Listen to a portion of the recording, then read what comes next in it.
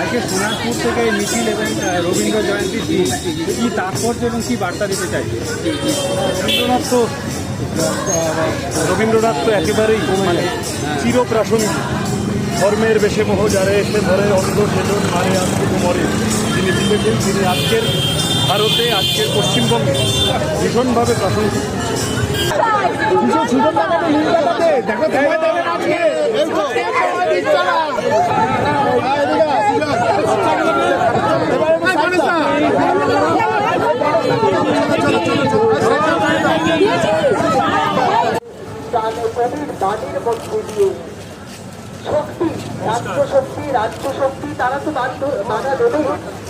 আপনারা দেখছেন আওয়াজ, রোজকারের হক কথা।